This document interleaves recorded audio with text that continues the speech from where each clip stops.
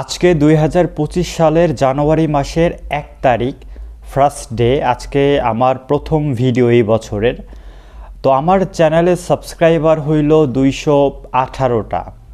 এই ২১৮ জন মানুষকে আমি অনেক ভালোবাসি, কারণ তারা আমার প্রথম সময়ের মানুষ যারা আমাকে সাপোর্ট করছে।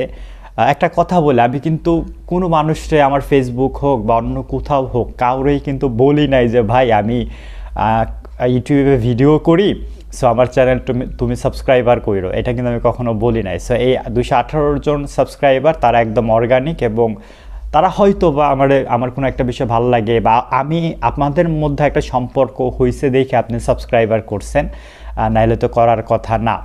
সেই ২১৮ জন মানুষের জন্যই ডেডিকেট করা আজকের ভিডিও। তাদের উদ্দেশ্যেই আমরা কিছু আলাপ আলোচনা করতে চাই। যেহেতু প্রথম দিন, আমরা আগামীতে ১ বছরের একটা সময় পাবো আল্লাহ চাইলে।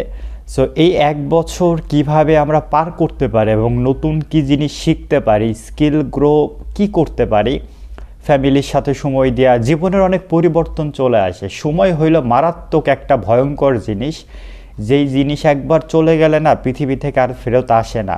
দেখেন ২০২৪ চলে গেল, গতকাল 31st নাইট ছিল, তাই না? সো ওই ২০২৪ কার আসবে? এখন যে টাইমটা যাইতেছে সেকেন্ড, এই টাইমটা আগামীকালকে এই টাইম আসবে না। সো আজকে যেই টাইমটা চলে যাচ্ছে ওই টাইম আর ফেরত আমরা পাবো না।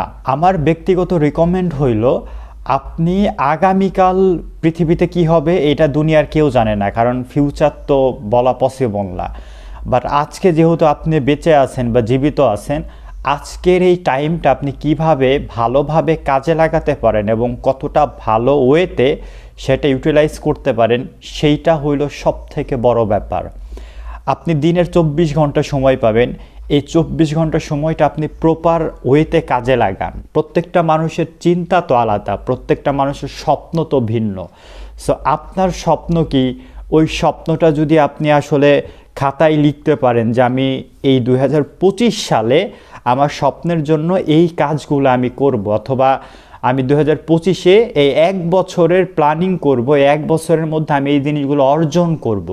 সেটা হইতে পারে 10টা বই পড়া, সেটা হইতে পারে কোনো একটা স্কিল গ্রো করা, সেটা হইতে পারে আপনার একাডেমিক কোনো একটা প্ল্যানিং করা, সেটা হইতে পারে ইংলিশ স্পোকিং, ইংলিশটা শিখে ফেলা, ল্যাঙ্গুয়েজটা।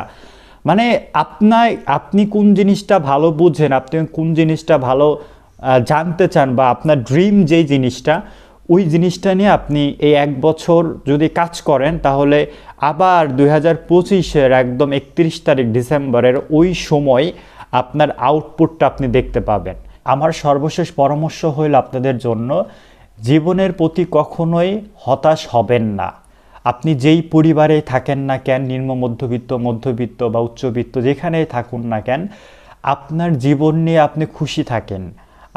আমি একজন মিডল ক্লাস ফ্যামিলির ছেলে, সে একজন নিম্ন মধ্যবিত্তর ছেলে, সো আমি কেন ওইটা পাইলাম না, এইটা পাইলাম না, আমার কেন এই মুহূর্তে এইটা নাই। না, আপনি কোনো অভিযোগ করবেন না।